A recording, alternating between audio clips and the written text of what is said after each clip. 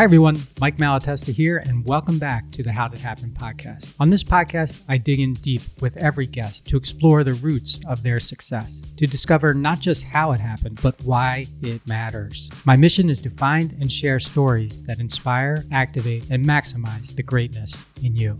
On today's show, I'm talking to David Essel, a leader in the positive thinking movement and an advocate for permanent alcohol and life recovery. We talk about his suicide attempt, the 3 things that therapists owe every patient, and why he believes that codependency is the largest addiction in the world. Not drugs or alcohol, but codependency. Yeah. So alcoholism, any addiction is a choice. Great to be with a group of alcoholics. I'm sitting here going, if this guy's clean for 15 years and he's still calling himself an alcoholic, what that does, Mike, that gives us an out. If we relapse, it's not our fault. I'm an alcoholic. That's what alcoholics do. They're the ones that chose, just like I did, to pick up the alcohol and put it down my throat. My gene didn't come out of my throat, grab a bottle of wine, and force me to drink it. David is persuasive, he's high energy, and he's just plain fun. I hope you enjoy this conversation as much as I did.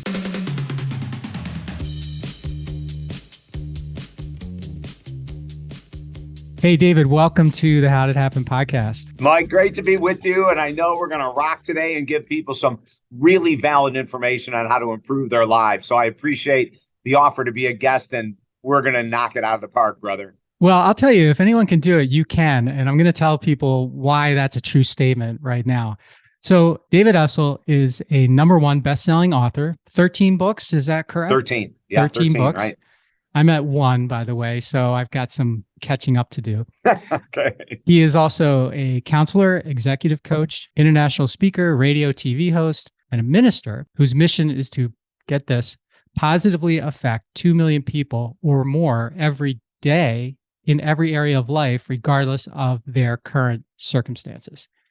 That's heady. That's a big goal. Celebrity Jenny McCarthy, who most of you probably know, says David Essel is the new leader of the positive thinking movement. That's high praise.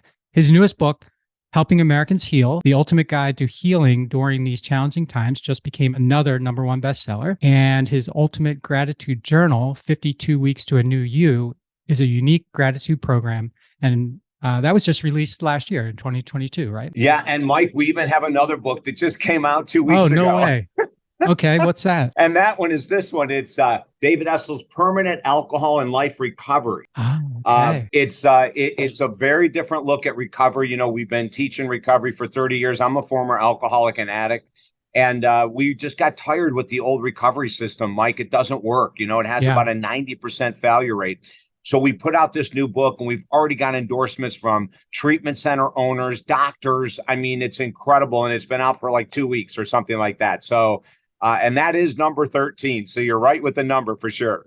Okay. Well, I'm sorry I missed the newest one, but I'm anxious to dive into that, particularly because you said 90%, for 90% of people, I'm assuming you're talking about 12 steps or something like that don't work. And it's kind of interesting because you hear so many people talk about how effective 12 steps is. So we'll get into that. Okay. So just let me finish off the bio here. David's work of 43 years is also highly endorsed by the late Wayne Dyer, a legend, by the way. And Wayne had this to say about David Essel's destiny is to help you become more alive in every area of your life. That had to be amazing to get that compliment from him. You know, Mike, the very first time I interviewed Wayne Dyer was in 1990, and that's the very first time I had a syndicated radio talk show. And at the end of the hour, he looks at me and he says, "How can I help you?" And now for those people that don't know this, Wayne Dyer was a superstar in the 80s. I mean, he was massive in the 80s. In the 90s, he blew it out of the park. And most people know him from like 2000 on or something, you know. And when he used to do a lot of PBS shows, that's where I think a lot of America really got to know Wayne Dyer, is through his PBS several hour shows that he would do. But, you know, at the end of the interview, he said, "How can I help you?" And I looked at him, I thought, what is this guy saying? He's such a superstar. Even though I've been in business for 13 years, I've only been a radio host for 6 months, for God's sake. And I looked at him and I said, "Wayne, what do you mean?" He goes, "Well, you said you're phenomenal at what you do. He said, I've already talked to my publicist. I'm coming back in 6 months. I'm going to be back on your show. I love your approach, your energy. So I have a question for you. How can I help you? Huh. And, it was amazing that this guy that was already at the top of the mountain was looking down and saying, how can I lift you up? How can I bring you to the place you want to be? And so he gave me two amazing gifts, Mike. The very first thing when I said, I'm not really sure, Wayne, what do you have in mind? He said, well, I can give you an endorsement. He said, every time I'll come on, I'll give you a new endorsement. He said, I'd love to do that. I love what you're doing. He said, and then number two, David, the most important thing I could tell you about growing your career is find things that you're passionate about, that you teach, that you can give away for free. And I remember looking at him going, well, what do you mean? He said, your best stuff. I said, give away my best stuff. I said, as a counselor and then as a coach, how am I going to, make money if I'm giving it away? And he said, David, trust the process. But the more you give, the more you receive. And Mike, the book I just showed you, Permanent Alcohol and Life Recovery, it's available at our website right now for free. And that's because of Wayne Dyer. And our book that you mentioned, Helping Americans Heal, it's at our website for free. And the other book you mentioned, The Ultimate Gratitude Journal. We have those three massively high-selling books all for free at the website.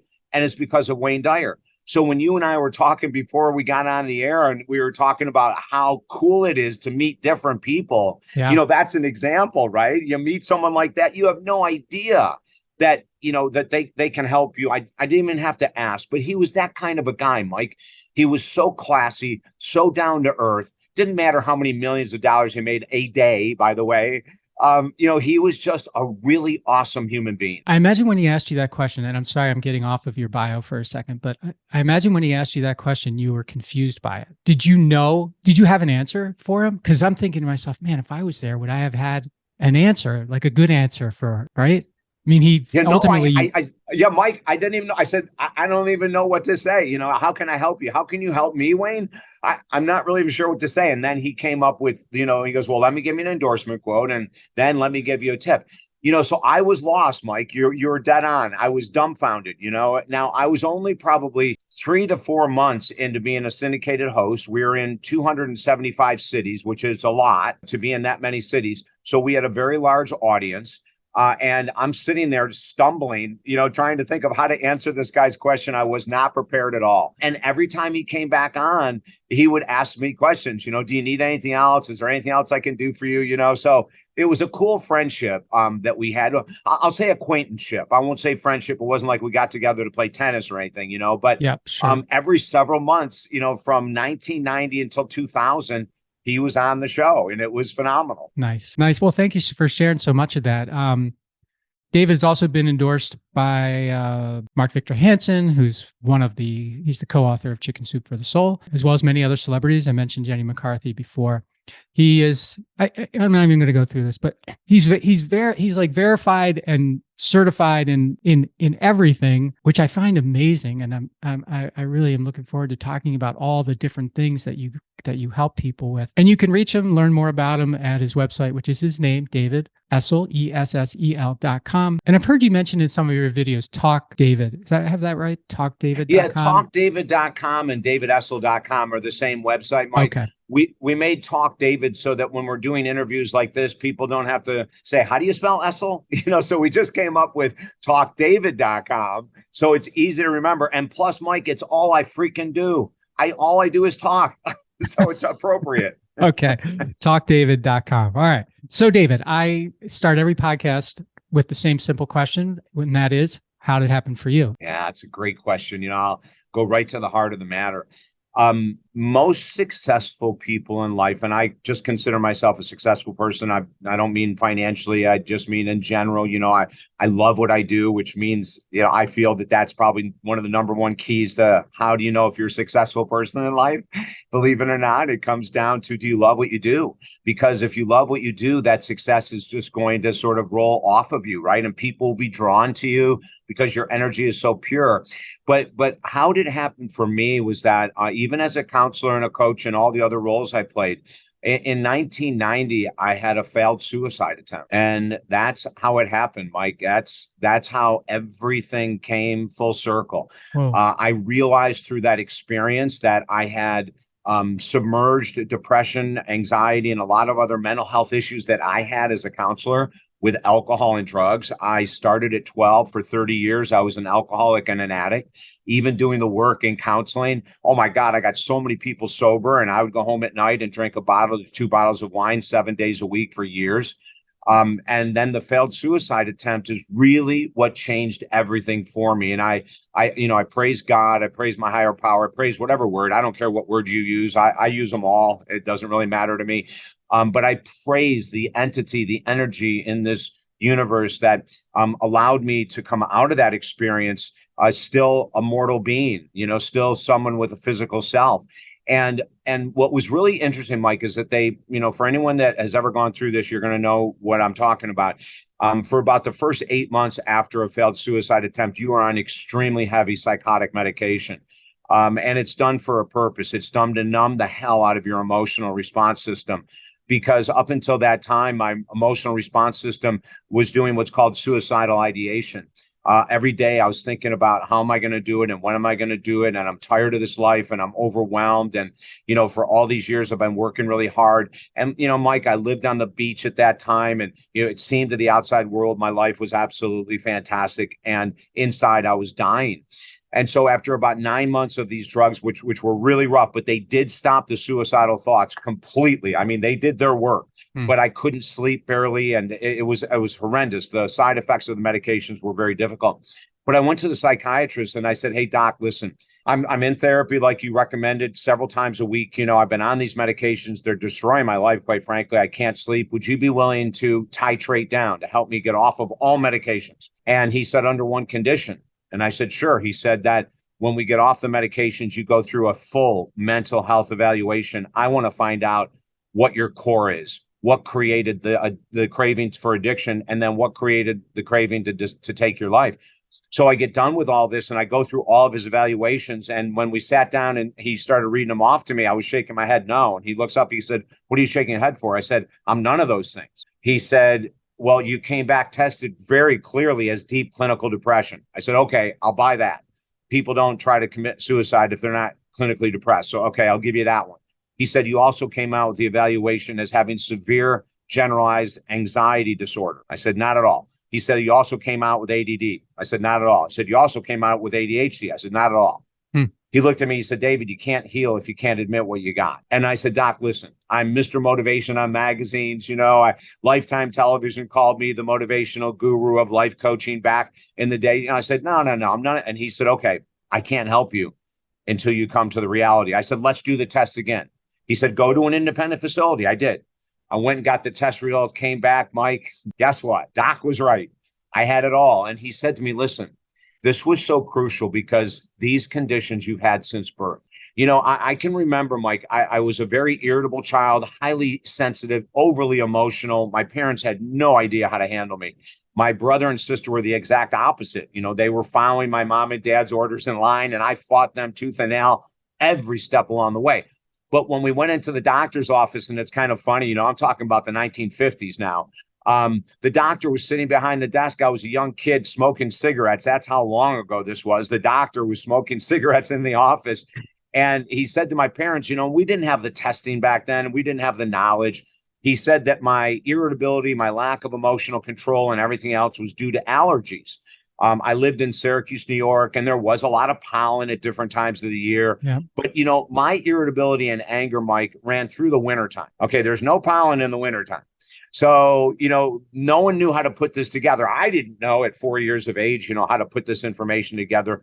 So my parents did the best they could. But at age of 12, I was so overwhelmed with my inability to deal with my own internal sensitivity, which now we find out was anxiety, depression, ADD, ADHD, is that I wanted to be a part of this group of guys who were 16, I was 12, and they had an initiation. And that was to drink 2 warm Budweisers. And I did. And instantly, Mike, I felt at peace. I instantly felt at peace.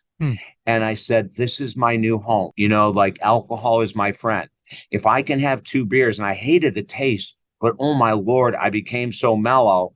That was the beginning of it. And, what we say in our new book and what I've been saying for, God, years and years and years, the foundation of all addiction is a mental health imbalance. there's something going on with our mental health. It might be low self-confidence and low self-esteem, which means that peer pressure will get you to do things that you normally wouldn't do so you can fit in to society.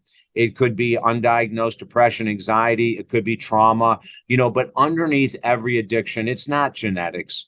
Genetics don't cause our addictions, and I can prove it. We prove it in the book a million times. But that was the turning point. How did I get here? I got here by going through one of the worst experiences of my life. And then when I finally did heal and I got off of all medications, I've spent my entire life finding ways to help people that don't know how to deal with depression, anxiety, trauma, molestation at youth, you name it, everything in the world, betrayal, emotional unavailability of parents. I help now. And because I've had so many, and some people may say I still have all these disorders, but because I've had so many different challenges that I've had to find my way through, I have found my way through. And I've found ways to deal with depression, anxiety, ADD, and ADHD that without medication. We use amino acid supplementation, $15 a month at Amazon. When people go through, any of our programs, we work with mental health.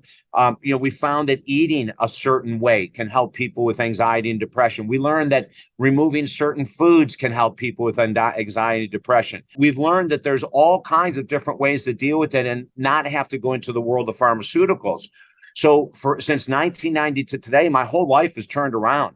And I've dedicated my existence, just like we're giving away, 3 books for free. We could say, go to Amazon and buy them, but we could also say, hey, go get them from the website, download them, absolutely no charge at all. I want this information that is available, not only in my books and other people's books too, but, we want this information to get in the hands of people. We don't want just best-selling books. We want best-selling books that change freaking lives. So from 1990 to today, Mike, that's all I do, and you had mentioned at the top of the show in our bio, our mission statement is to positively affect 2 million people a day, Right. regardless of their circumstances. Mike, you and I are doing it right now. Your audience is going to be part of that 2 million people. And when I get off of this interview and go to the next one, that's how we reach these amount of people. Social media, we reach them, but I think if there's one word that we could say that my work is all about is giving people hope. That's really it.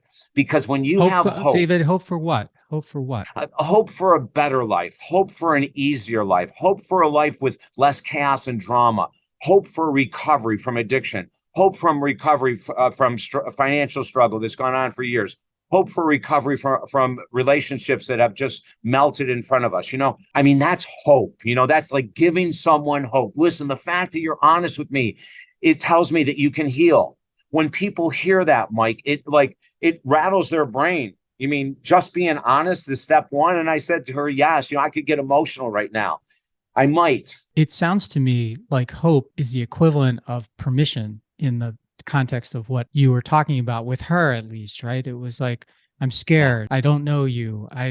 I'm looking for someone to give me permission to be honest about who I am and what my issues are so that I can, like, all progress starts with the truth, right? But we don't want to tell ourselves, we don't want to admit the truth, and we don't want to admit the truth to ourselves. We don't want to admit the truth to a stranger, but it's the only way to get started, is if I'm hearing you correctly. Yeah, no, it's absolutely true. And, what you said about giving our truth to strangers, there's always a fear of judgment, right? Yeah, of Like course. that this person is going to judge me and this person is going to criticize me. And one of the things that I want to say, and I hope that there's counselors and therapists listening to this today, there's 2 things that are really important. I believe, being in this business for 43 years, that most other counselors and therapists need to pick up their game if they want to be at the top of their game. And that is, number one, is that there's no use of shame or guilt in any sessions whatsoever.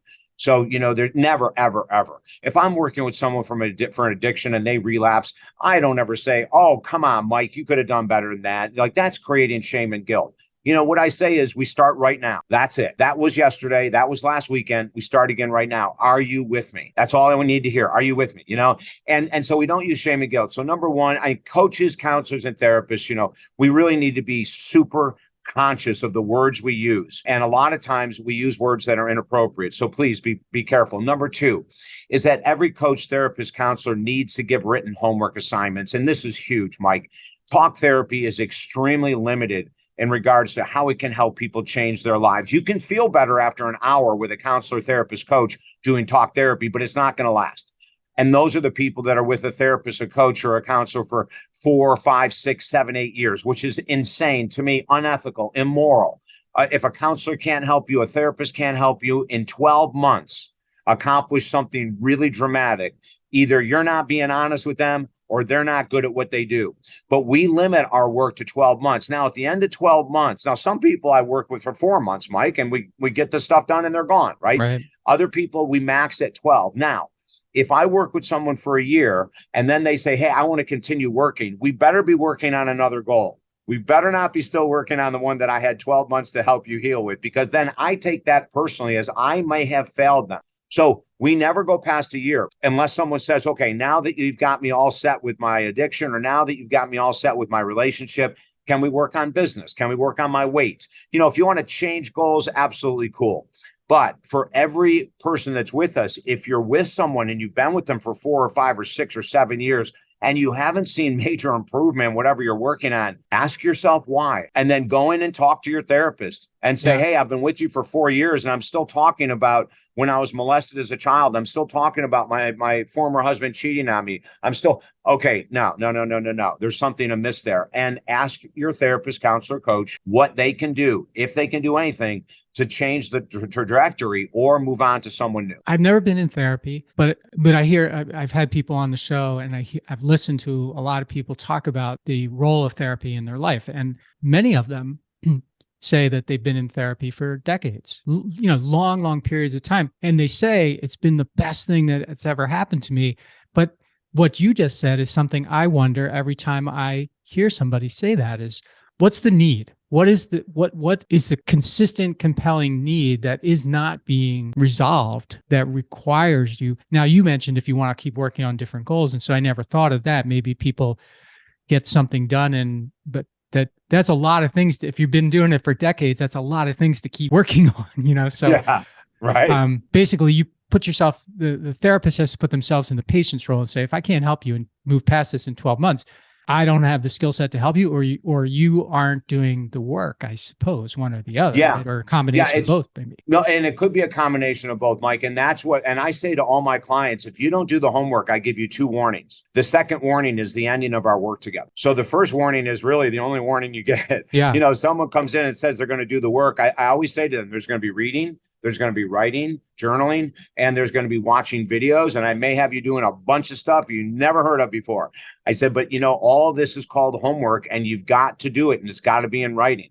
So if someone comes to the plate on, the 10th session or the second session, and they didn't do their homework, if they have a valid excuse, of course, I'm not going to say anything. If they were like, one guy that I work with was supposed to come yesterday and he had a whole bunch of homework that it was due, and he never showed up for his session. And we find out last night he's in the hospital. So, we understand if you're in a hospital that you're not going to be coming to a session with your homework done. But other than that, we don't give excuses. And I say to people, I'll give you a warning. And if you don't come for the rest of the time we work together with the homework done, we're going to have to end our work together, because I cannot help you heal in 60 minutes a week, for gosh sake. We can get the ball rolling in a 60-minute session, but you've got to put what we talk about on Monday at noon into action over the next 6 days, so that when on the next Monday at noon, when we talk, that we have some movement, or you have questions, or you've hit roadblocks that we can overcome. But that's the critical part of homework with coaches, therapists, and counselors that's missing today with so many people. And that's why I want to make this a very, very firm statement. When people come to me and they're not used to getting a homework, the very first thing they'll go is homework. And I go, yeah. And they go, I've had other counselors, they've never asked me for homework. And I'll say, and that's why you're here working on the same issue. Right. Let's get rid of it. So I have 2 questions about that. First, on the homework thing, and I'm glad you clarified it there. But it seems to me like not having homework, and again, I'm just speculating here, but not having homework is sort of like going to, a great talk, and you're so jazzed up during the talk, you think, man, this is going to change this and whatever. I'm going to be so much better after this because this was so awesome. And then you leave. And first of all, maybe you didn't take any notes, so it's all like in your memory now. So that's going to fade really fast. And even if you did take notes, you put it aside and you're like, someday I'm going to get to that. And you end up doing nothing because you can't be inspired to change in an hour of listening to someone and then not take any responsibility or any action. 100% correct. And Mike, the same thing goes with these intensive workshops that go for 2 or 3 or 4 days or 7 days long. I say to people, they'll come out, oh my gosh, just what you're saying. I am so ready now to lose that weight, to drop that addiction, to change this relationship, to make more money, and they're all fired up, whether it's an hour lecture that you mentioned or a 4-day intensive, it doesn't matter. And what I say to people is this: most individuals within 14 days will be back to their old habits, if not sooner. And so this is what I recommend. If you're going to go to an intensive workshop and you're going to invest money into hotels and foods and the cost of a 3 or 4 day experience, make sure that you have lined up when you get home for at least 8 weeks, a therapist, a counselor, a coach to embed in you what you learned and to help you create a schedule of daily action steps so you can change. Most of us can't change just by going and listening to someone who's a phenomenal motivational speaker. But if you come home and you're ready and you have someone lined up that you're going to start working with, and you share with them what you learned and what you want to change with your life, now we're talking high accountability. That weekend workshop is going to be valued 1,000,000 times more than if you tried to pull it off on your own when you're working with a professional. Do you mind if I ask you what might be an unfair question? The type of things that you were just talking about, I've always had a problem with them because I always feel like, not that the content isn't good but I always feel like people who are putting on those types of shows this might be too strong of a word, manipulate might be too strong of a word, but they are certainly leading people down a path that they purport to have the ability to change your life in 3 days or 2 days or 1 day for a price. And afterwards, human nature, which they're already aware of, and you just explained very well, human nature, they know is going to take over. And that gives them an opportunity to sell you again. And like you had said with the therapist, not with judgment, like, oh, hey, you didn't do the work or you didn't do this. It's just like, well, that happens. Good thing is I have, the next right $3,999 course that I can sell you. And that one is definitely going to do. Right.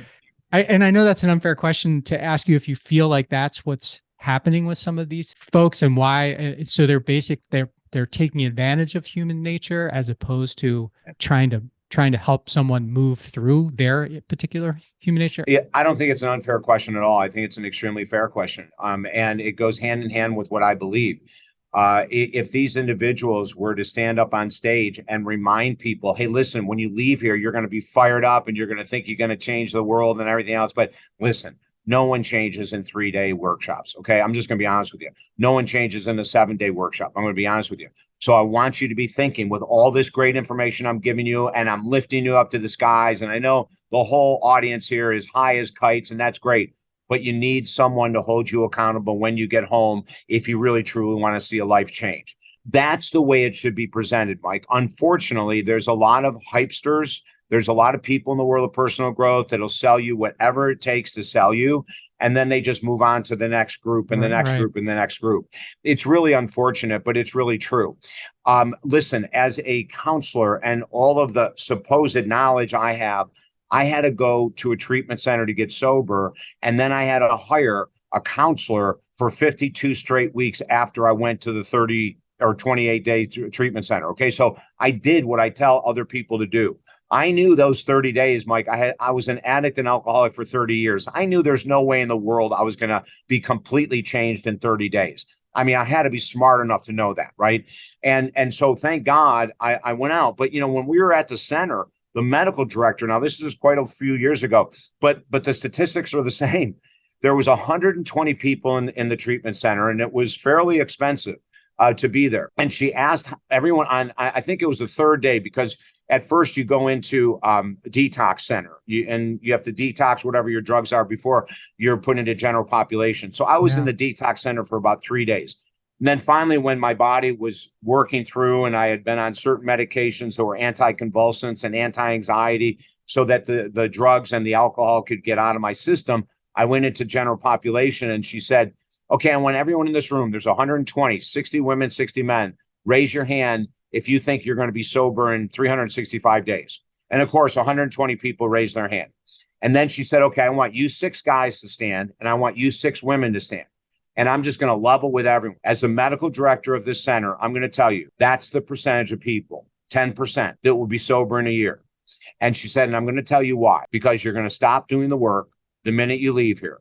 You're going to go back to the people you used to hang out with, who you drank and did your drugs with, and you'll be right back into the cycle. And I'll probably see you in about 60 to 90 days. At least she was freaking honest, right? Yes. But I wish she would have stood up there and said, when you get out of here, find a professional to hold your feet to the fire to keep doing the work we're teaching you to do here.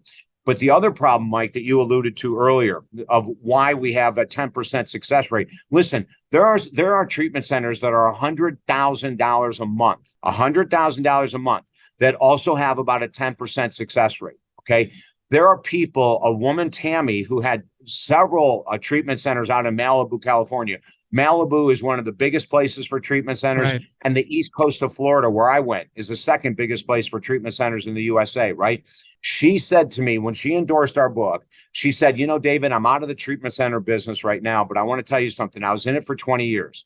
For the first 10 years, I thought 12 steps was the only way to go, just like most treatment centers still today, Mike. It's so sad, 2023. She said, after the first 10 years, I woke up and realized I am running a revolving door treatment center. There's something wrong with this. She said, so David, this is what I did. I started calling other treatment centers and saying, hey, the 12-step program isn't working for me. I have to be honest with you. I have revolving doors. How about you? And they go, yeah, we have revolving doors too. And she said, how about changing it up? She said, David, every answer I got was pushback. No, this is the best program in the country. This is the best program in the world. So she said, when I read your book, we gave her the manuscript before it became published. She said, I was blown away. This is not a 12-step book at all. Now, we say in the book, Mike, 12-step was created in the 30s and 40s, for God's sake, and they've never updated one darn thing in their program. So please tell me. Like the 10 Commandments, right? It got it exactly right way back. Yeah. It's like, oh my gosh, can't we update with the times? So here's a question, Mike. Do you know any car dealerships that are successful today running out of file cabinets and manila folders, not computers? Yeah, or selling 100-year-old cars on their lot. Right? No. I mean, there is not a business today that is successful that's running on the same principles of the 30s and 40s, except for 12-step. They have never, ever updated a darn thing. So I reach out in my book and I say, listen, I will help you guys. Do you know how much new information there is on brain chemistry supplementation, neuroscience of the brain? What about the microbiome in the gut? Do you know that the microbiome in the gut has a lot to do with addiction? Because that's where 70% of serotonin is stored. Serotonin is one of the most powerful feel-good endorphins in the body. And yet you're not going to hear that in 12-step. What about meditation? You're not going to hear that. What about how to eat for full life recovery? You won't hear that in 12-step. You're not going to hear anything that's updated.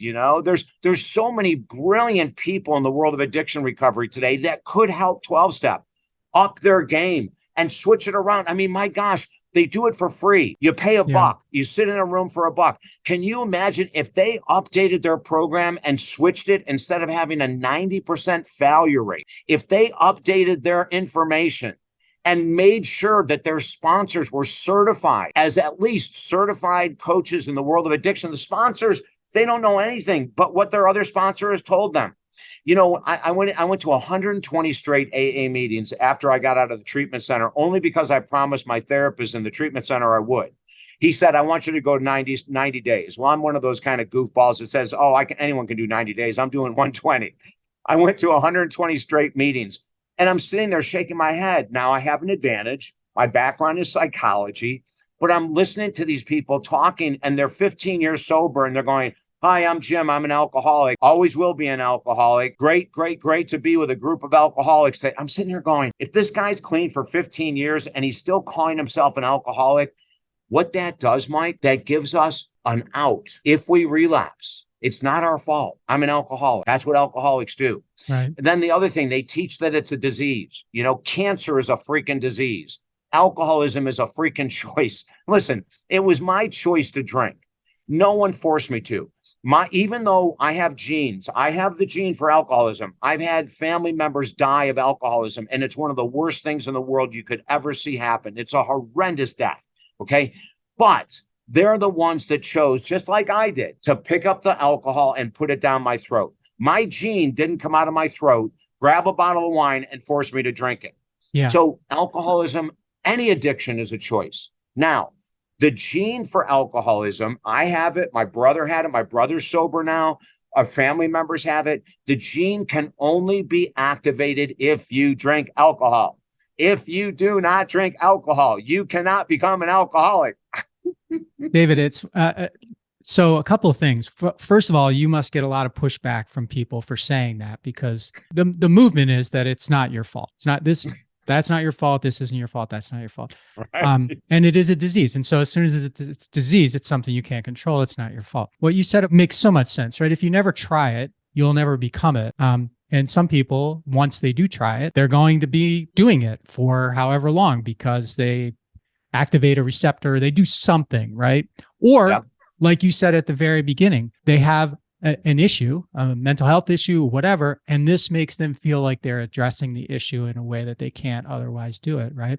Right. That's right. So I'm really interested in digging in a little bit more on the disease thing, because that's something that, having never been in a program, fortunately, it's a very hard thing for me to understand, because I feel like it's such an easy thing to say and to offer as a reason why the person deserves, I'll say, a pass, for lack of a better word, as opposed to the choice thing, like what you said. It seems like the wave is going in the other way, like the wave of responsibility and a lot of things in our global society, not just the U.S. Oh, it's so true, Mike. I mean, if we can play Pontius Pilate and wash our hands of our responsibility to take control of a situation, people will do it all the time. We have those statements. It's not your fault. It's a disease. So that's a step for a relapse right there. It's not your fault. It's not your fault. We hear that all the time in meetings. No, I'm really sorry to tell you, yes, it is your fault. Now, being molested isn't your fault as a child. Yep. Being abandoned isn't your fault as a child. Going through trauma, bullying as a child is not your fault. And that can create us, to have internal pain and a lack of self-love and self-confidence and self-esteem and want to escape reality. All addictions, their number one purpose, Mike, and they all do it very well, whether we're talking about porn addiction, spending addiction, alcohol, drugs, is that they get us out of our current reality for a period of time. That's what they do, only for a period of time. Now, I want to share another personal story to tell you how powerful. We only teach permanent alcohol and addiction recovery. What does that mean? We don't believe in one day at a time. We think that's a bunch of crap. You don't recover one day at a time. You make a decision. I am going to recover for the rest of my life. And here's two stories I'm going to share with you. Imagine this. Imagine, Mike, you meet the woman of your dreams and you fall in love and she falls in love with you and you guys know you're meant to be together. And you date for a year and you finally get down on one knee and you look up at her and you go, baby, we've been together for a year. We're meant to be together forever. I want you to marry you. And she freaks out and goes, Mike, oh my God, I've been waiting 11 months for this. That first month I met you, I knew you were the one. And you said, fantastic. There's only one thing I want to mention to you. I will marry you one day at a time. Mike, do you think she'd be overly excited about that kind of a statement? Do you think is that a commitment? Is that a commitment? Marrying someone one day at a time? A brief one. Yeah, that's right. It's a very brief commitment. That's what I'm saying. One day at a time is it's nonsense. It's ridiculousness. It's no commitment at all. Because everyone has to do it one day at a time. But what about the commitment? I am committing to permanent alcohol, permanent food, permanent drug recovery. That's what we want. Now, in our program, what we normally do is work with people for about 3 to 4 weeks. And we get them to understand the value of trust and the experience we have and the program we've created. And then at that time, I say to them, now we've got to talk about permanent versus one day at a time.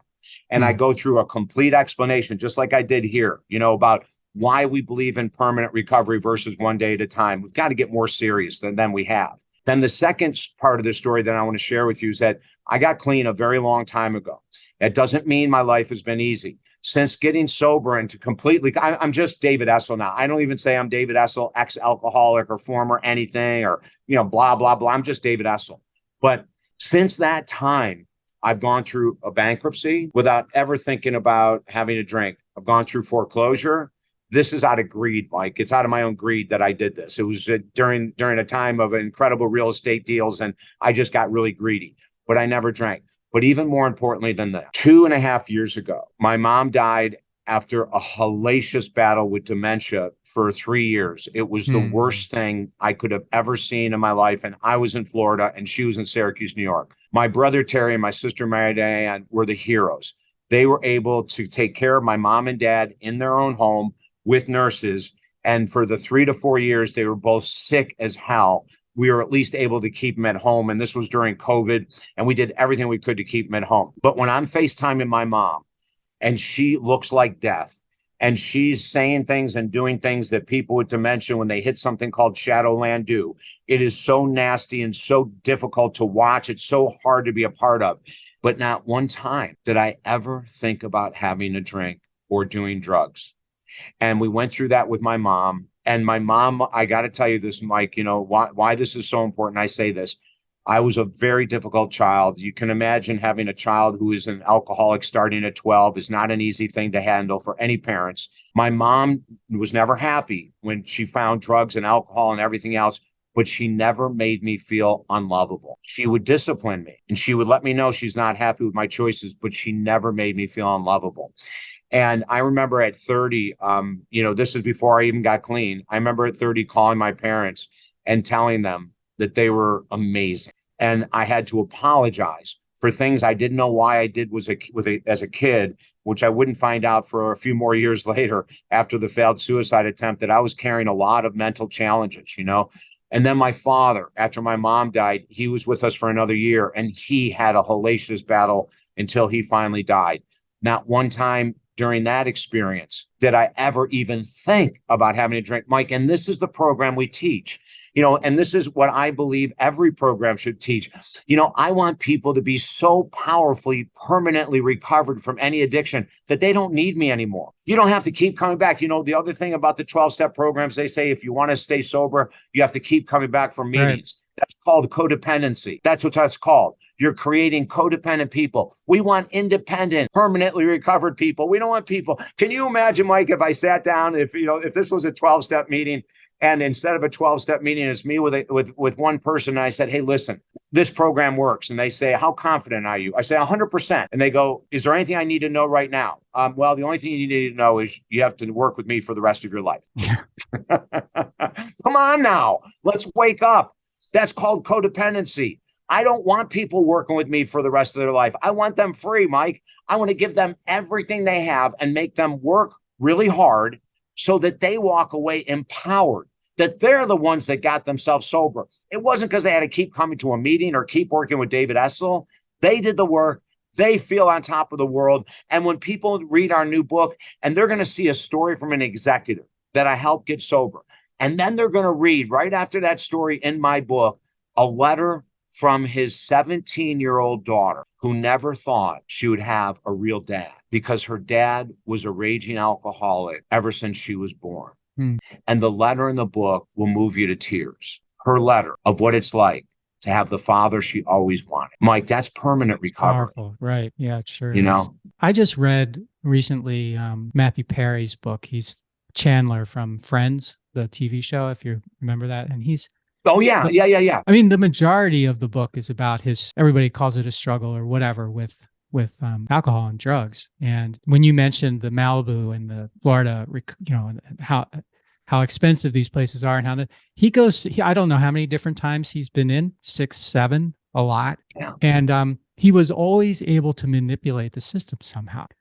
Because he was famous and because he could write the check and because whatever, he basically came out of recovery, staying, inpatient recovery, not recovered one bit and just went back to right away. And maybe he didn't even stop while he was in there. And it's like amazing to me. And even he talks about going to 12-step program. He's like, well, it was the best place to get drugs and women. Like I could get everything I wanted going to 12 step. Now I've never been, and that may be just because he is who he is. I don't know, but it was a very depressing story. Now he's clean his seventh time out, in 2020. And I just pray for the guy. Like, geez, Yeah. you're a 50-some-year-old man now. I mean, Yeah. he should talk to you, I think. I think he should talk to you. You mentioned codependency, and I've heard you talk about that on your videos and your website. And I want to make sure that people understand what you mean by codependency. What does it mean, and why is it something that traps so many of us? Yeah, Mike, codependency we termed in 2002 the largest addiction in the world, and to me today it still is. It is by far the largest addiction. The one difficult thing about codependency, describing it, is that there's 2,000 different legs to codependency. The most common one that people are aware of is the people pleaser, the individual that's afraid of conflict, afraid of having, strong conversations or conversations about hard topics. So they just agree with whoever they're with. If they're with a group of Republicans, they agree with the Republicans. If they then 2 hours later are with a group of Democrats, they agree with the Democrats. They're wishy-washy. We call them bamboo trees. That wherever way the wind is flowing, they're going to flow with it, right? Because they don't like conflict. So that's one type of codependency. Another type of codependency, which is very similar, are individuals that have opinions, but they never voice them. So they may be in a marriage where that they feel that their husband or their wife is doing inappropriate things, but they never voice anything. Once again, trying to avoid conflict, trying to keep the peace. That's the number one definition of codependency, is individuals that are trying to keep the peace. But codependency also goes to addiction. We become codependent on alcohol to relax, to have fun, to take care of boredom, to take care of anger, to take care of insecurity. It's called liquid courage, right? So we can become codependent. And that was me. It's so weird. I could get on stage in front of 5,000 people, not feel nervous at all, rock and roll and have a blast. But if I went to a networking event, I would have to have a couple glasses of wine ahead of time, because I'm walking in, I'm not the star of the show. I may not know anyone there, and I've got to walk around and introduce myself. I didn't have the confidence and self-esteem. Isn't that? So that's a form of codependency. That's me. That is me. I can't, I feel so uncomfortable, and I'm always kicking myself. Like, why do I feel uncomfortable? These are just people that want to be around me and want to talk to me and whatever. And I feel like I go in the corner and I'm just like, someone has to come up to me and get it started. And then I'm like, oh, okay, this is okay. But otherwise, I just stand there. It's sorry to interrupt you, but that's a problem for me. Yeah. And we're codependent because we're afraid of being judged. We're afraid of being criticized. We're afraid of other people, right? So codependency can also swing in the exact opposite direction, where we have to be right. We have to have the last word. We have to make sure that that person knows that I know more studies than they know. I have better statistics than they have. So that's someone who's codependent on being right. And if you look on social media, my Lord, there's a ton of codependent people that, have to argue. It's so funny. On my pages on social media, Mike, there's only one topic that you'll find today or for the last number of years that some people might find that I'm a little over the top about. And it's a kid named Trent Lehrkamp. And he's been in the news, but not enough. St. Simon's Island, Georgia. It's so disgusting what's happened to this poor boy. He's 19 years of age. He has been bullied since he was 11. He attempted suicide at a young age because of the bullying. The family moves to this island where it's supposed to be safe and friendly and everything.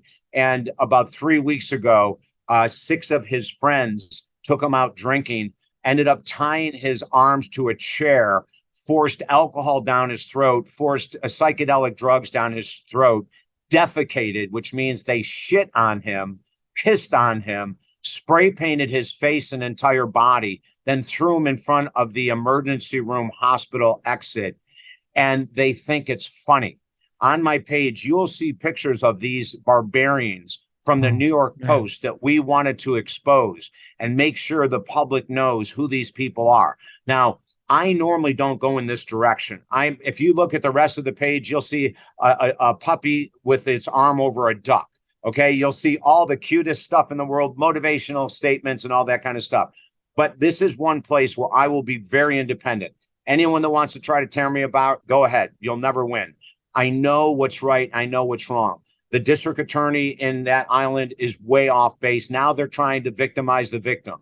They're saying it's his fault that he got abused, that he taped his own arms to the chair, put a garden hose down his throat with alcohol. How do you do that, Mike? I'm not quite sure how you can manipulate that move. Or he scared all these guys so badly that they had to protect themselves. Right? Yeah. Right. Yeah. It's so you'll see me have very strong opinions on things. Rarely do you see me get involved. I never get involved with politics or any of the other crap, vaccines or any of that nonsense. I never go down that road. Most of the time, my work is strictly about lifting spirits, giving hope, as we talked about at the beginning of the show. You know, that's really where David Essel's work is. I will go off chain every once in a while if I find some injustice like this, and I'll fight like hell for Trent and his family.